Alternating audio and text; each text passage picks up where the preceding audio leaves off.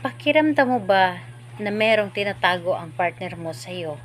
At gusto mo ba itong aminin ito sa iyo? Gusto mo ba sasabihin ito sa inyo ang totoo?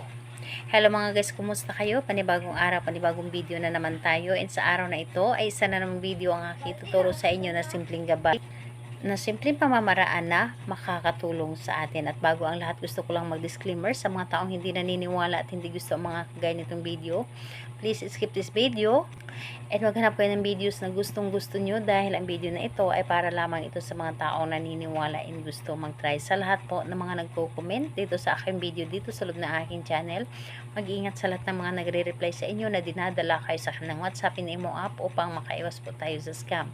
Ngayon po ituturo ko sa inyo paano nga ba magsabi ng totoo sa inyo ang inyong partner. Yung tipong wala siyang pwedeng itago sa inyo at hindi niya kayang itago at isasabi ito sa inyo na totoo. So, dito po is kailangan natin ng ating gagamitin. Kailangan mo lamang dito maghanda ng isang maliit na pirasong papel. And kailangan natin syempre dito ng panulat. And optional lamang kung meron kayong kandila na kahit gamit na. Dahil ang kandila po ay isa ito sa makakatulong sa ating mga ginagawa sa mga ritual. Dahil isa ito sa nabibigay ng malakas na energy sa atin. So, optional lamang ang kandila. So, kailangan mo lamang dito na i-ready ang inyong sarili. Kailangan na kapag gagawa ka nito ay buo ang inyong loob, tiwala at paniniwala sa paggawa nito, and dapat po ay wala makakadistract sa inyo. So kapag ready ka na, pwede mo na itong umpisahan.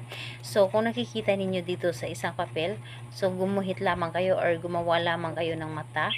So gumawa lamang kayo ng mata dito, and ayun, kapag nagawa or naiguhit nyo na dito ang mata, sa ibabaw ng mata is isulatin nyo dito ang target name. So pangalan ni target ninyo na kung saan siya ang gusto mong magsabi ng totoo sa inyo, and dito sa baba is pangalan nyo po. So kapag naisulat nyo na dito, and ayun po, so sa sinabi ko kanina na kumuha tayo ng kandila optional, kapag naisulat nyo na dito, painitan nyo ito sa kandila, paikot. So, painitan nyo ito sa kandila, paikot, at paulit-ulitin yung sasabihin yung kanyang pangalan at apelyido. So, halimbawa, ganito po, ito ang kandila. Ito ay nakasindi na.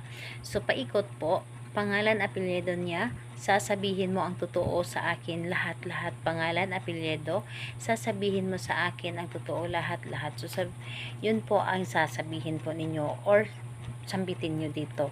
So, ilang beses itong paikutin? 7 beses po na pinapaikot ninyo sa apoy ng kandila, and kailangan mainitan ang papel na ito.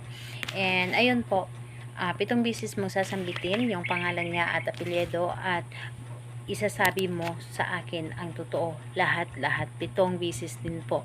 So, pagkatapos nun, ang papel na ito ay inyo itong itupi kahit isang beses lamang. So, ayun po, nandito na ang energy ng inyong mga ginagawa, and itago ninyo ito kahit sa ilalim ng inyong higaan or sa ilalim ng punda ng inyong unan. So, yun po ang paggagawa nito, and kailan ito pwedeng gawin? Mas maganda sa gabi mo ito gawin. Sa gabi po kasi is malakas ang energy at mabilis na mapapakinggan ng universe, lalo na kapag tahimik na ang paligid. So kahit anong oras or araw pwede po, pero mas maganda sa gabi.